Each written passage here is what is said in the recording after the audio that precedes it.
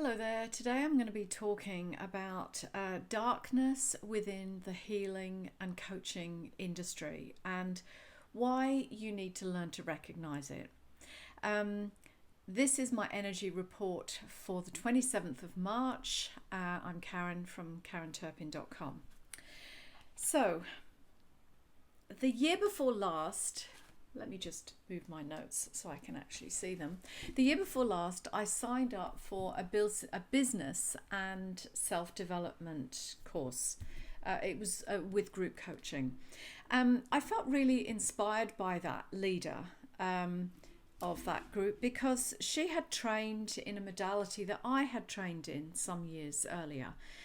And she'd become very popular, and people claimed to get really good results from working with her. And because I'm a big fan of continuing personal development work, I thought, well, let's sign up and see, maybe I might get some of these amazing results too. Who knows? Anyway, I learned a lot from her. Mostly, I learned to see what a severely traumatized and unhealed healer looks like, how she operates within a community. And I also witnessed a narcissist in action, a narcissist that I wasn't emotionally connected to in any way. So I got to witness her in all her glory, let's just say. She was very clever at it, granted, but her behaviour was and still is absolutely despicable. She relies on threats of legal action via DMs to anyone that uses any of the words that she has used in her programs or copy. And I know that she's done this to many women because, well, we've talked. She really is suffering from massive unhealed mother wounds, which she then projects on women. Really, just as they begin to step out in their business and get more clients and get more well known for it. And she's very aggressive in accusing, very aggressive and accusing in her approach to them. Now, she knows that when she does it this way, some women will literally shut down and they won't proceed forward with their business because it's really actually like a psychic attack. Now, I've come across this before too because I was in a healing modality in around 2006, I think. And she had an issue with me over using a couple of words, healing frequencies, which are pretty generic words when you're in the healing industry. And when we want to talk about our healing work, we talk about healing frequencies coming into the body and this kind of thing. Anyway, she wasn't happy with me at all, and she threatened legal action to me as well. Now, my lawyer called her a complete idiot, and he laughed at her and said that she had no real legal case. But to be honest, I was very upset by that at the time. And another girl I knew from the same modality who had experienced the same thing, she was actually never even brave enough to continue with her business. And that's very sad. In around 2003, I attended a channeling class. It was to be done in 2 separate weekends up in Brisbane. So I flew up there for the first class and I did some channeling. And later on, the teacher emailed me. The next day she emailed me when I was back home, and she told me that I would not be welcome to attend the second class because what I had channeled, the information I channeled, was too out there for her and her group. Now, I admit it's true that what I brought through in that channeling experience was some pretty amazing galactic type of information. But from that point on, she refused to reply to any of my emails. She wouldn't take my calls. This was all prior to being on Facebook, but it's pretty similar to blocking me or ghosting me. Now, as a potentially developing student, again, that could have been a shutdown. Now, you wouldn't think the spiritual and healing industry would do that, would you? You would think it's all love and light and supportive. Well, you would be wrong, sadly. It's very dog eat dog out there. And a lot of it is really nice to your face and very toxic behind your back. Now, I acknowledge that this video will probably upset a few people. What are you going to do? I have seen people ask spiritual questions, spiritual type questions in spiritual groups, to which the healer, the teacher or leader, has replied that that is a 3D question and they're not going to answer that.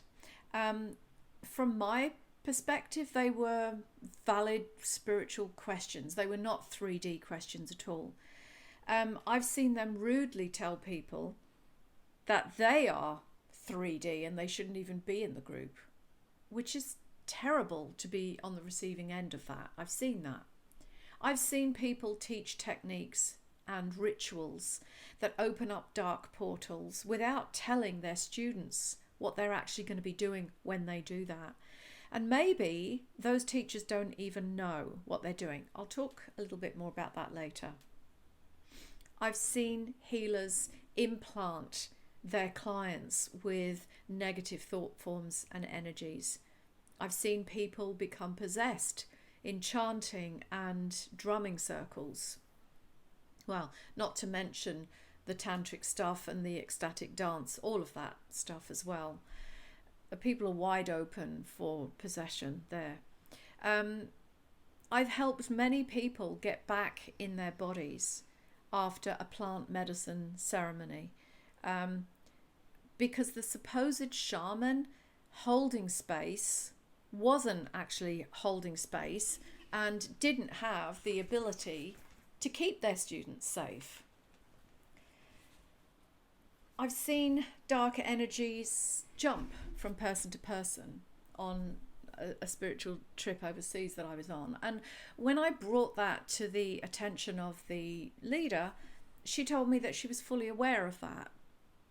And yet she did nothing about it. She didn't actually inform the people what she'd seen and that she was going to help them. These people, I could clearly see, were suffering, but they didn't know what was going on. And in the end, because the teacher did nothing, I actually cleared the energy from these people, and then I was told off for interfering. So I stood back from that one. I have seen people be brainwashed with certain beliefs that had a massive detrimental effect upon their lives, from all sorts of healers, coaches, and healing modalities. And I've seen these same healers, coaches, and teachers make a lot of money in the process, despite leaving behind a trail of unhappy people in their wake with no real results to show of, even though they have a lot of testimonials that say really good things. Some of these people rise to fame very quickly and acquire massive followings, but there is simply no substance to what they're teaching. Now, we know that. Is there anything new now? There will be, because as we move into higher frequencies, we're going to be accessing and bringing through new things for sure. But generally, you know, in the industry as it is at the moment, you can't reinvent the wheel, particularly in coaching. You know, we really all rely on much of the same stuff, to be honest with you. We just bring our unique abilities into it, which helps us get slightly different results than the next person. So the thing is that what I've seen some of these people doing, particularly the more spiritual ones, some of it is downright dangerous. And I know this because people come to me afterwards to help them to put their lives back together. Sometimes they have spent thousands of dollars as well. Obviously, I've had an experience of helping people when they've come out of spiritual cults and other healing modalities that they've studied. And, Literally, I have clients coming to me saying, well, I spent $100,000, $250,000, $500,000 pursuing this modality and then trying to get fixed afterwards when it messed them up. So I've had many clients like that. So I can see what's going on out there. So remember, I've been doing this healing work for 25 years and I've seen a lot. In the early days, there were only a couple of types of different Reiki when I started, and the Reiki symbols that go with that particular lineage. But all of that has changed now, and there are hundreds of symbols being used in all sorts of ways. Many of them nowadays, people like to call them light codes. And the thing with light codes is, if you call them light codes, they're meant to come from the light. Well, how have they come from the light? How have they come through to these people? So, from my perspective, in my opinion, these are not true light codes. They have been filtered through that person's own consciousness, sometimes, mostly, from an unknown source. And let me tell you that not everything is light. We can channel things that are not from the light, actually.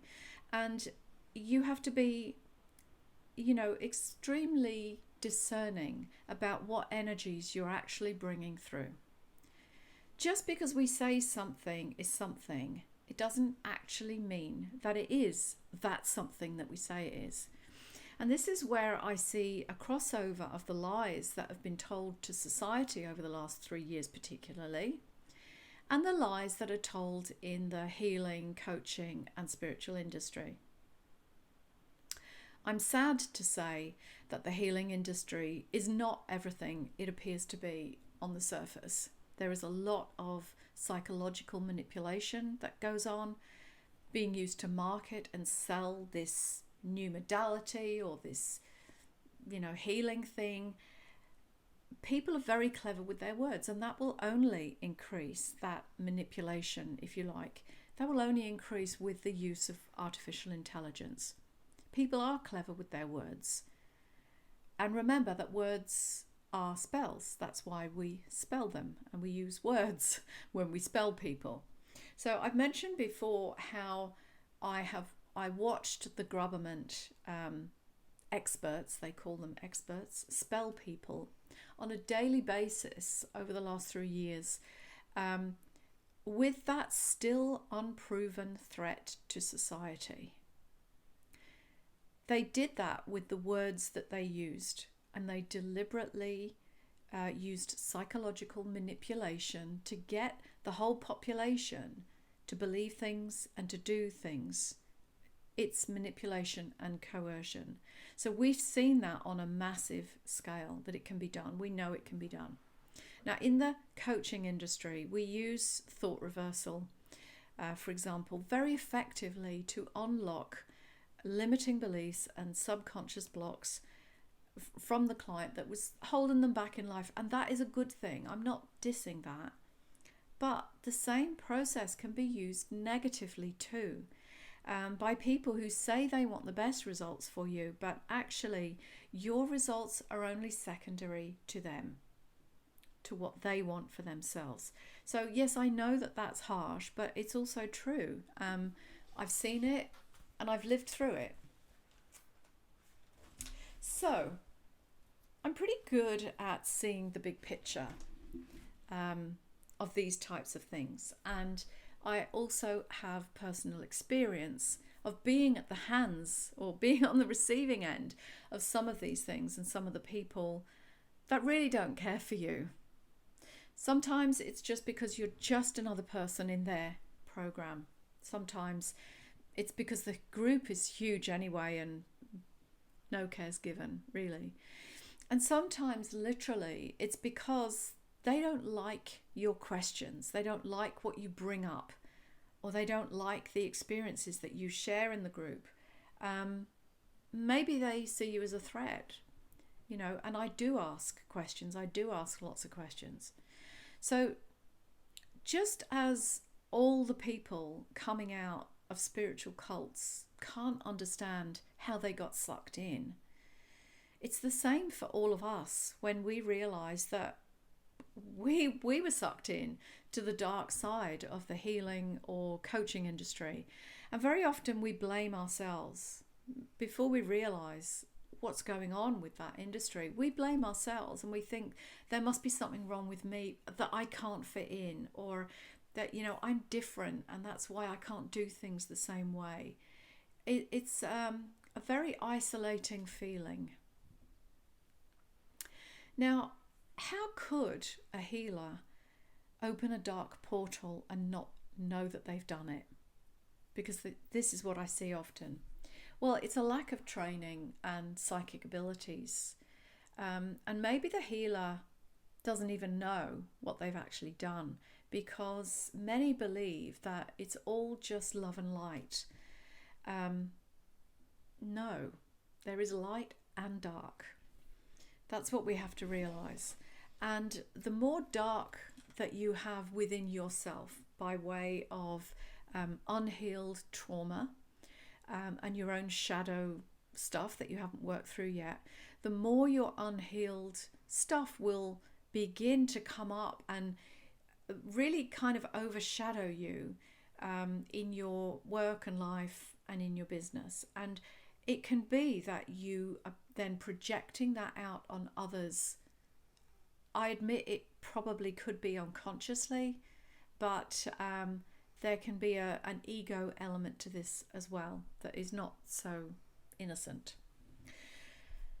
So maybe also the shaman doesn't know that their people are not back in their bodies properly after their sessions. Maybe it's because they only did, a couple of weeks of training before calling themselves a shaman. And, they simply don't have sufficient experience to really know that it's dangerous for people to do these things sometimes. Or maybe they have done loads of ayahuasca, for example, and they think that what the shaman does is what they can do. Maybe they don't realize exactly what it takes to hold space in that kind of environment with those kind of energies when people are so far out of their bodies. But people can have really bad experiences doing this. And everyone thinks, for example, that something like a spontaneous Kundalini awakening would be amazing because, they're so open and psychic and everyone thinks that's really exciting. But it can be catastrophic, without the right understanding and support. And I've worked with many people that are not the same after their ayahuasca journeys. And I don't mean that in a good way. Some people are so fragmented that they're struggling to put their pieces back together. And I've also seen psychotic breakdowns actually that people have never recovered from.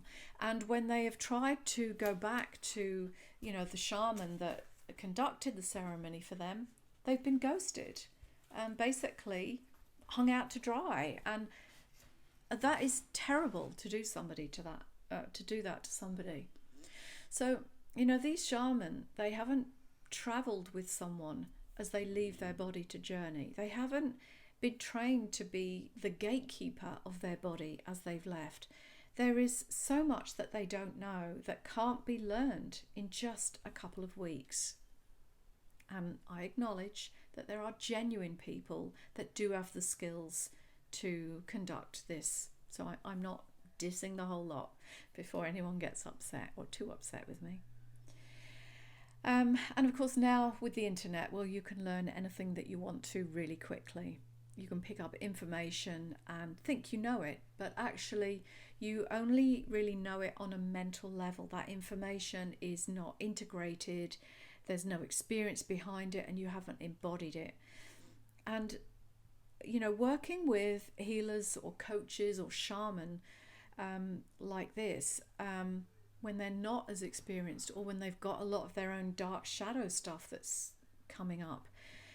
It's literally like doing, across the Atlantic open ocean swim with a teacher who's just read about it in a book and been in a paddling pool a couple of times.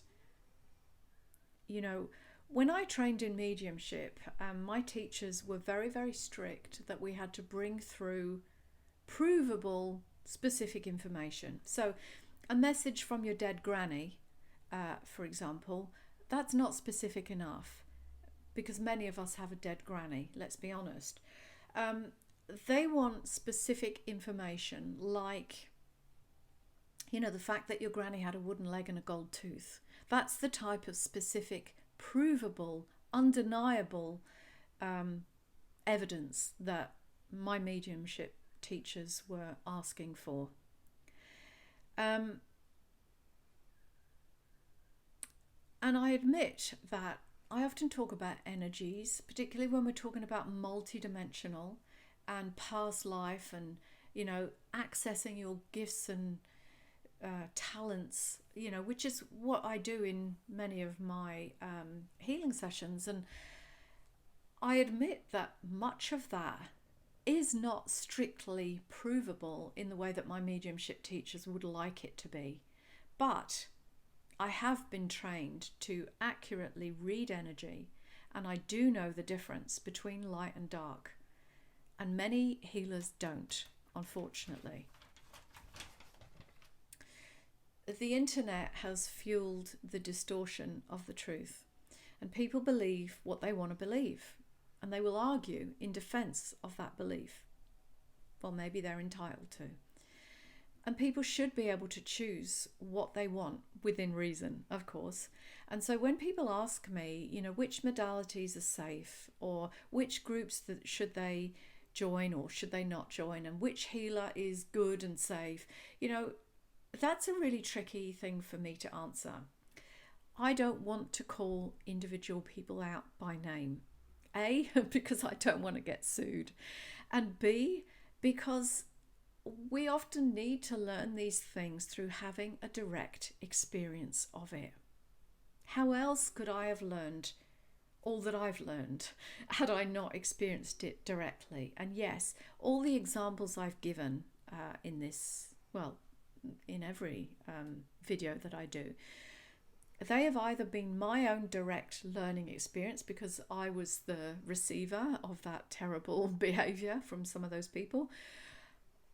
I was on the receiving end of it.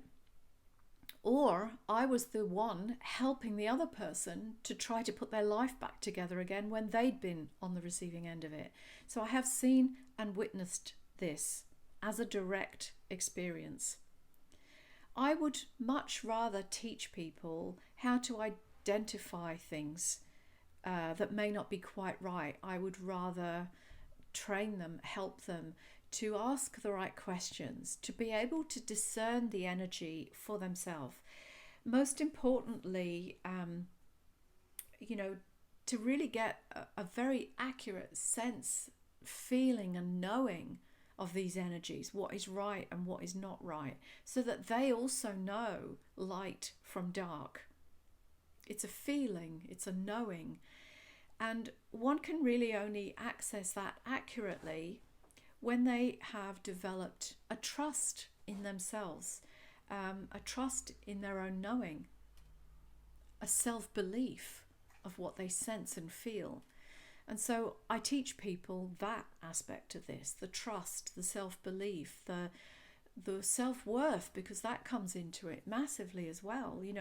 We give our power away to these teachers, coaches and leaders very often because we don't value our own self-worth. So let's build our own self-worth so that we trust and believe in ourselves much more. But, still people are easily duped by the next great thing, and we all want to try new things. And, I've noticed an upturn in people offering things like light language and light codes again lately. That's come up again. It's comes around, I guess. Now, these light codes are often not light codes at all. To be a light code, it must come from the light. Now, they may argue that they are channeling it from the light, as I mentioned earlier, but actually, it could just be coming from their own mind. How can you prove what these people claim?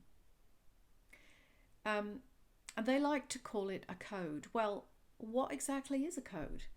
Because it's often a sigil that's just drawn by hand. And what is the sigil encoded with? Well, we're not quite sure, because sigils are encoded with intention as you draw them.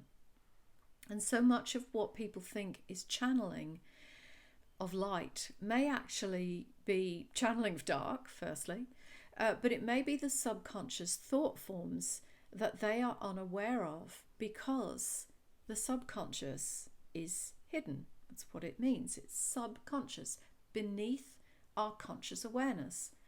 So they may not know that they're actually doing this. And the occult also means hidden teachings.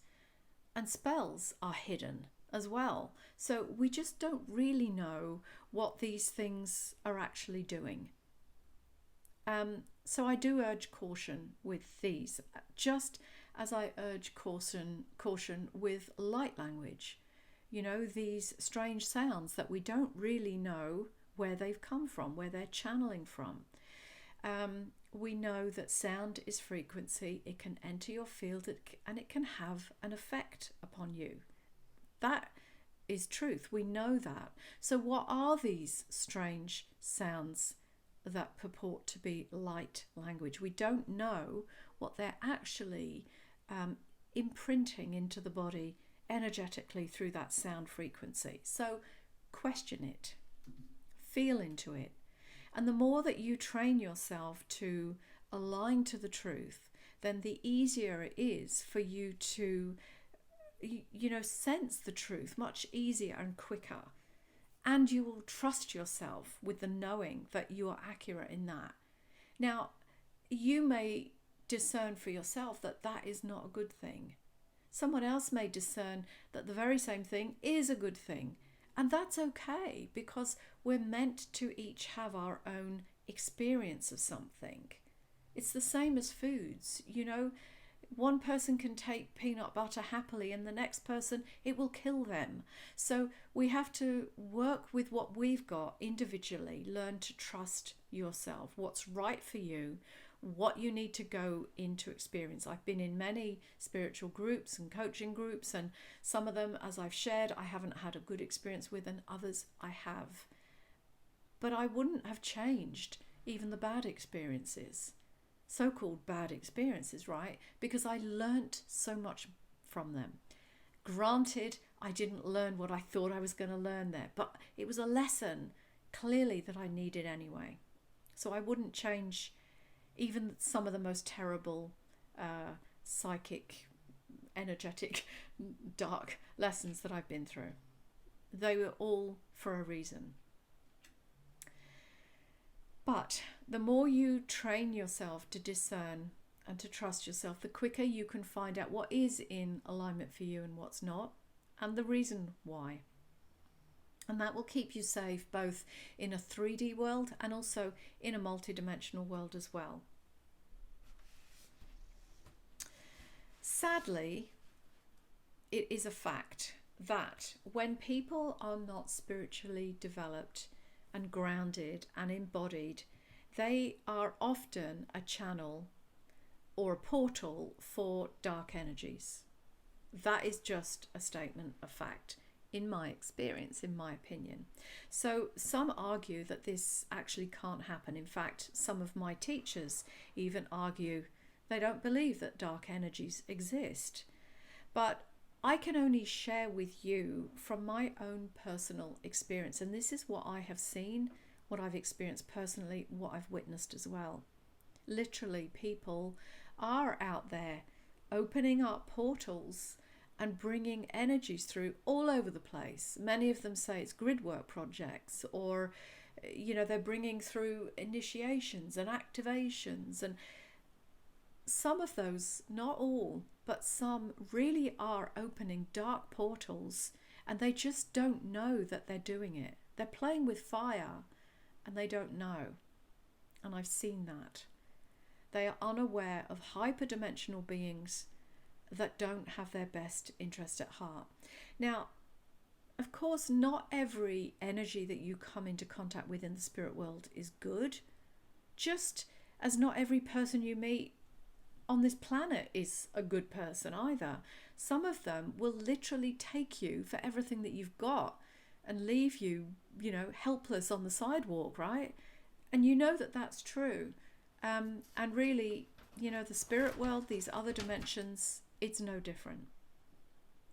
So as a healer, coach, therapist, and channel, it might seem strange that I'm having this conversation with you now, or sharing this information. It might seem as if I'm trying to put you off pursuing, a healing session or a healing modality or a healing career, or put you off of coaching work or spiritual development or anything like that. That is not my intention at all. In fact, I'm trying to open your eyes and make you aware that actually this industry has its fair share of dodgy salesmen too, just like any other industry. It's not all love and light just because you think it's a healing thing. What I'm doing, my intention for this video, is to encourage you to use your own discernment, to tune into yourself and let your inner knowing guide you. I'm encouraging you to trust yourself, to believe in yourself, and to reach out, of course, if you need some help to understand what it is that you're feeling or thinking or sensing, or if you need help to decide what is the next step for you, if you're a little bit lost in what you should be doing. And I would like to offer to help you to find your own voice inside, because that's all about what I'm passionate about, helping others to live. And this is to live by. This is your empowerment, actually, and it will always look after you when you tune inside. As I said, I've been through some of these dark experiences, and some of them literally, similar experiences take people apart in a way that they're never able to recover from.